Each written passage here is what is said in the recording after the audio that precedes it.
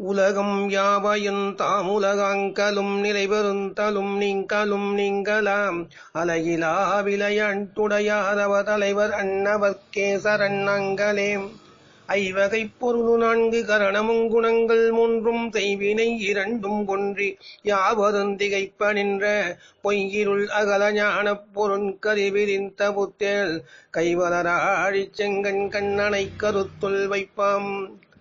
ஆன்மலாபம் கீதை காட்டும் பாதை என்ற தலைப்பிலே பகவத்கீதையின் ஸ்லோகங்களின் தமிழ் அர்த்தத்தை நாம் சிந்தனை செய்து கொண்டு வருகின்றோம். சென்ற முறை 2வது அத்தியாயம் சாங்கிய யோகத்தில் 58வது ஸ்லோகம் வரையில் பார்த்திருக்கிறோம். தொடர்ந்து பகவான் உபதேசிக்கின்றார். 2வது அத்தியாயம் 59வது ஸ்லோகம். இந்திரியங்களை தடுத்து வைப்பவனுக்கு விஷய அனுபவங்கள் இல்லை, ஆசை உண்டு. பரமாத்மாவை கண்டுணர்ந்த பின்பு அந்த ஆசையும் நீங்கிவிடும். இது ஸ்லோகம். புலனடக்கம் என்றால் பெண்களை பார்க்காதே, தொலைக்காட்சி பெட்டி கதைகளை பார்க்காதே, திரைப்பட பாடல்களை கேட்காதே, உலக விஷயங்களை காதில் வாங்காதே, கண்ணை மூடிக்கொள், காதுகளை அடைத்துக்கொள், வாயை பொத்திக்கொள் என்றே நமக்கு தெரியும். இந்திரியங்களை அடக்கிவிட்டால் புலனடக்கம் வந்துவிடும் என்றே அறிந்து கொண்டிருக்கின்றோம். இந்த ஸ்லோகம் இந்த கருத்துக்களை தகர்த்து விடுகிறது. மனோ தத்துவ விஷயத்தை அடிப்படையாக கொண்டு பகவான் மிக அற்புதமாக பேசுகின்றார். காவி உடை கட்டிக்கொண்டு ஒருவர் முள்ளின் மேல் நாட்கணக்கில் படுத்துக் கொண்டிருப்பார். மற்றொருவர் ஒரே இடத்தில் மாதக்கணக்கில் கையை தூக்கி உயர்த்தி கொண்டிருப்பார். சிலர் வருடக்கணக்கில் குளிக்காமல் இருப்பார். சிலர் திட உணவை அருந்தாமல் தண்ணீர் பானம் போன்றவற்றை அருந்தியே காலம் தள்ளுவர். நாம் இவர்களை பார்த்து பெரிய மகான்கள் என்று காலில் விழுகின்றோம். புலனடக்கம் வாய்த்தவர்கள் என்று நம்பிவிடுகின்றோம். கதை ஒன்று படித்திருக்கிறேன். ஆதிவாசிகளில் ஒரு பெண் அடுப்பங்கரையில் 3 கற்கள் வைத்து சுள்ளி விறகுகள் இட்டு தீ மூட்டி சமையல் வேலையில் இருந்தாள்.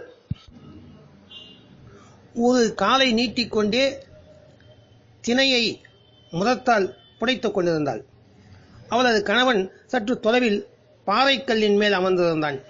அவன் மனைவியிடம், உன் காலின் அருகில் விறகின் நெருப்பு வாடை வருகிறது, காலை நகர்த்து என்றான். அதற்கு அவள் திரும்பி கூட பார்க்கவில்லை. அவள் கேட்டாள், எந்த காலில் நெருப்பு படுகிறது, வலது காலா இடது காலா என்று. காலில் தீ நாக்கு படுவது கூட தெரியவில்லை. அந்த அளவுக்கு கல்லும் மலையும் கடந்து நடந்து கால் பாதம் மறுத்துவிட்டது. இதே நிலைதான் மேற்சொன்ன காவி உடை சாதுக்களுக்கும். அவர்கள் தங்களது உணர்வு நரம்புகளை சாகடித்து விட்டார்கள். ஒரே நிலையில் இருந்து பழகிவிட்டால் முள் குத்துவது தெரியாது, கையை உயர்த்துவதால் வலி தெரியாது, திட உணவு அருந்தாததால் பசி தெரியாது, பழகி போய்விடும். இது புலனடக்கம் அல்ல. வேலை நாட்டில் ஆராய்ச்சி ஒன்று நடந்ததாம். 15 வாலிபர்களை சில நாட்களுக்கு பட்டினி போட்டார்களாம். அவரது கைகளை கட்டிவிட்டார்கள். ஒரு அறையில் அடைத்து உணவு தராமல் பட்டினி போட்டார்கள். இந்நிலையில் காம உணவு எப்படி இருக்கிறது என்று பரிசோதிக்க இப்படி ஆய்வு நடத்தினார்கள். 3-4 நாட்களில் அவர்களுக்கு காம உணர்வே எழாத அளவுக்கு ஆற்றல் குறைந்து விட்டது. 10 நாட்களில் பெண்ணின் போட்டோவை காண்பித்தாலும் ஆசை எழவில்லையாம். மேலும் 1-2 நாட்களில் நிர்வாணமாக பெண்ணை எதிரில் நிற்க வைத்தும் காமம் தலை தூக்கவில்லையாம். இதன் பின்பு மீண்டும் அவர்களுக்கு உணவளிக்கப்பட்டது. பட்டினி முடிந்து உண்ண ஆரம்பித்த 2 நாட்களுக்கு உள்ளாக மீண்டும் காம உணர்வு பழையபடி வந்துவிட்டதாம். உணவில் ஆற்றல் குறைந்து விட்டதால் இந்திரியங்கள் விஷயங்கள் எடுத்து செல்லாது. இது புலனடக்கம் அல்ல. 1 மாதம் ஜுரத்தினால் அவதிப்படுபவனின் இந்திரியங்களுக்கு சுவை தெரியாது, எதிலும் பிடிப்பு இருக்காது. இதனால் இவனுக்கு புலனடக்கம் வந்துவிட்டது என்பது பொருள் அல்ல. இத்தகைய புலனடக்கம் பூரண பலனை தராது. விஷய அனுபவங்கள் ஏற்படாது. ஆனால் உள்ளே வாசனைகள், ஆசைகள் சூட்சமாக இருக்கும். காலம் கனிந்தவுடன் அவைகள் வெளியே வந்துவிடும். ஆமையின் உறுப்புகள் ஆபத்தின் போது ஓட்டின் உள்ளே அடங்கி விடுகிறது. ஆபத்து நீங்கியதும் வெளியே வர முடிகிறது அல்லவா? எனவே புலன்களை தடுத்து விடுவதால், அடக்கி விடுவதால் ஆசைகள் நீங்கிவிடும் என்று தப்பு கணக்கு போடக்கூடாது என்று கிருஷ்ணர் தெளிவாக்குகின்றார். பதஞ்சலி யோகத்தின் சூத்திர வரைகளில் சில சாராம்சங்களை இங்கே நினைவு கூர்ந்தால் மிகவும் பயனுள்ளதாக இருக்கும். கனவு. இதிலிருந்து விடுபட என்ன செய்ய வேண்டும்? இது கனவே என்று தெளிந்துவிட்டால் போதும். அதேபோல் ஆசை ஒரு கனவு. இதை புரிந்து கொண்டால் ஆசை போய்விடும். அடக்குவது தேவையில்லை. கனவை அடக்குவதால் பலன் இல்லாதது போல ஆசை நிஜமானதல்ல. ஒன்றை நிறைவு செய்ய வேண்டுமானால் அது உண்மையானதாக, நிஜமானதாக இருக்க வேண்டும். நிஜமானதாக இருப்பது தேவை. இதை பூர்த்தி செய்ய முடியும். தேவையை பூர்த்தி செய்ய முடியும். ஆனால் ஆசை நிஜமானதல்ல. உண்மையானதாக இல்லாதை பூர்த்தி செய்ய முடியாது. இதை புரிந்து கொள்ள வேண்டும். எது தேவை, எது ஆசை என்பதை கண்டுகொள்ள வேண்டும். பசி எடுக்கிறது, இது உடலின் தேவை. தினவு எடுக்கிறது, சொரிய வேண்டும், இது உடலின் தேவை. களைப்பாக இருந்தால் ஓய்வெடுக்க வேண்டும், இது உடலின் தேவை. தூக்கம் வருகிறது, கண்கள் சொருகுகின்றது, தூங்க வேண்டும், இதுவும் உடலின் தேவை. புகழ் வேண்டும், பணம் குவிக்க வேண்டும், கௌரவம் வேண்டும், இதெல்லாம் உடலுக்கு தேவையா? கவனித்து பாருங்கள். மனதின் தேவைகள், ஆசைகள். இதனை பூர்த்தி செய்ய முடியாது. உடலின் தேவைகளுக்கு தீனி போட்டால் நிறைவாகிவிடும், அது தொடராது. மனதின் தேவைகளான ஆசைகளுக்கு எவ்வளவு தீனி போட்டாலும் நிறைவேறாது, தொடரும்.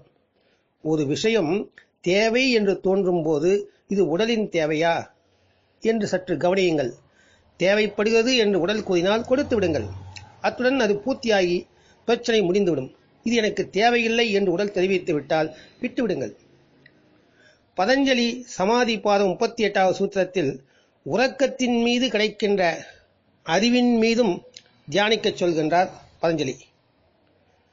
தூக்கத்தில் தியானிக்க எந்த அறிவு கிடைக்கின்றது? நமக்கு புலனாகவில்லை அல்லவா? தூக்கத்தில் கனவுகள் உண்டாகின. கனவே நம்முடைய விழிப்புலக செயல்பாடுகளின் குறை நிறைகளை தெரிவிக்கிறது என்று சொல்லலாம். உணர்வு மனம், உணர்வற்ற மனம் என்று உளவியலில் மனம் இரண்டாக பிரிக்கப்படுகின்றது. கான்சியஸ் மைண்ட், சப்கான்சியஸ் மைண்ட் அல்லது அன்கான்சியஸ் மைண்ட். உணர்வு மனம், உணர்வற்ற மனம். இதை முன்பே படித்திருக்கின்றோம். உணர்வு மனம் விழிப்புலகை சார்ந்தது. உணர்வு அற்ற மனம் கனவுலகை சார்ந்தது. உணர்வு அற்ற மனதில் பல பிறவிகளின் விஷயங்கள், அனுபவங்கள் சேமித்து வைக்கப்பட்டுள்ளன. உறக்கத்தில் 5 விதமான கனவுகள் தோன்றுவதாக உளவியல் சைக்காலஜி கூறுகிறது. முதல் வகை கனவு நாள் முழுக்க விழிப்புலகில் சேர்த்த பதிவுகளுக்கு பதிலடி கொடுக்கும் வகையில், அந்த அழுக்கை வெளியேற்றும் வகையில் வரும் கனவுகள். இதுவே மிக அதிக அளவில் வருவது. கனவுலகில் மனம் பதிவு அழுக்கை வெளியேற்ற கனவாக வருகிறது. இரண்டாவது வகை அடக்கப்பட்ட தேவைகளை நிறைவேற்றுவதற்கு வரும் கனவு. இந்த ஸ்லோகத்திற்கு மிகவும் முக்கியமானது. தொடர்ந்து உண்ணாமல் நோன்பு இருக்கும் போது உடலின் தேவை அடக்கப்படுகின்றது. உடலின் அந்த தேவையை நிறைவு செய்ய விழிப்புலகில் வழியை அடைத்து விடுகிறோம். அதாவது விழிப்பில் வழியை அடைத்து விடுகிறோம். ஏன் சாப்பிடுவதில்லை. மனம் பார்க்கிறது. கனவில் விருந்துக்கு சென்று உணவு உண்பதாக கனவு காண்கிறது. கனவில் அந்த தேவை பூர்த்தி செய்யப்படுகிறது. காமமும் இப்படிப்பட்டதே. காம உணர்வு எழுமாயின் அது உடலுக்கு தேவைப்படுகிறதா அல்லது மனதின் ஆசையா என்பதை கவனியுங்கள். ஆசை உணர்வு மனதை சார்ந்தது. தேவையான தேவைகளை பூர்த்தி செய்யாமல் போனால் மனம் அவைகளை கனவில் நிறைவு செய்து கொள்கிறது.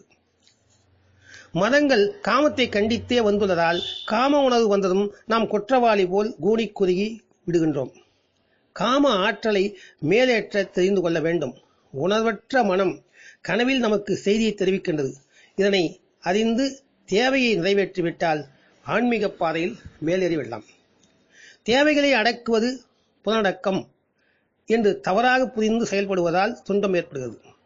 காமத்தை அடக்கிவிட்டு மூளையில் காமத்தை பற்றி தனிமையில் சிந்திக்க நேர்கின்றது. அதை பற்றி எண்ண வேண்டி எண்ணங்களை கொண்டு தள்ளப்படுகின்றோம்.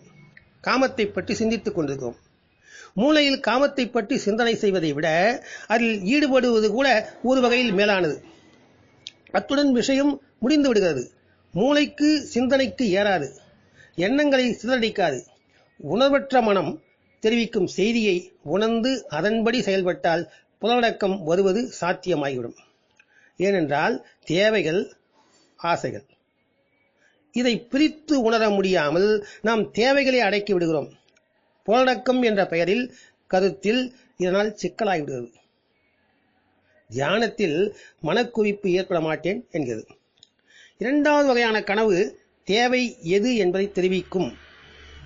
தேவையை மட்டும் பூர்த்தி செய்துவிட்டால் நிம்மதி வந்துவிடும். ஆசையை பூர்த்தி செய்ய துவங்கினால் துக்கத்தில் தான் கொண்டு போய்விடும். பெண்களைக் கண்டு அஞ்சி ஓடுபவன் மனதிலும், பெண்களின்பால் ஆசை கொண்டு அவளை நோக்கி செல்பவன் மனதிலும் பெண்ணே இருக்கின்றாள். பெண்ணை வெறுப்பவன் மனதிலும், பெண்ணின் மேல் ஆசை கொள்ளவன் மனதிலும், இரண்டு பேருடைய மனதிலும் பெண் தான் இருக்கின்றாள் என்பதை மறந்துவிடக்கூடாது. இருவரும் எதிரெதிர் திசையில் செல்கின்றார்கள். ஆனால் இருவருக்கும் பெண்ணே முக்கியத்துவமாகிறாள். கண்ணை மூடிக்கொண்டு முகத்தை திருப்பிக் கொண்டு ஓடுவதால் புலனடக்கம் சித்திக்காது. புலனடக்கம் என்று புலம்பிக் கொண்டு தேவையை வெட்டிவிட்டால், இந்திரியங்களை தடுத்து விட்டால், உள்ளே அடக்கப்பட்டவை நுட்பமாக இருந்து கொண்டு வெடித்து கிளம்ப நேரம் பார்த்து கொண்டிருக்கும் என்பதையும் புரிந்து கொள்ள வேண்டும். வாழ்வில் ஆழமாக வாழ்பவர்களே ஆசையை கடக்க முடிகிறது. வெறுமனே கடக்க முயற்சி செய்யும் போது அடக்கவே நேர்கிறது. அடக்குபவர்கள் எல்லாவற்றுக்கும் எதிர்ப்பானவர்களாகவே இருக்கின்றார்கள். இரட்டையை, துவந்துவம் உருவாக்கி விடுகின்றார்கள். கடந்து செல்வது என்பது சுதந்திர உணர்வை ஏற்படுத்தும். புதிதாக ஒரு கட்டினை உருவாக்காது. கட்டுப்பாடு வேறு ஒரு கோணத்தில் ஒரு கட்டினை உருவாக்கிவிடுகிறது. கட்டாய பழக்கம் கடந்து செல்ல உதவாது. இதை புரிந்து கொள்ள வேண்டும். கடந்து செல்வது என்பது அனுபவத்தால் வருவது. அப்போது புலன்களும் இருக்கும், விஷயங்களும் இருக்கும். விஷயங்களை பார்த்தாலும் பார்க்காமலும் இருக்கலாம். விஷயங்களை பார்த்தாலும் பார்க்கலாம், பார்க்காமலும் இருக்கலாம்.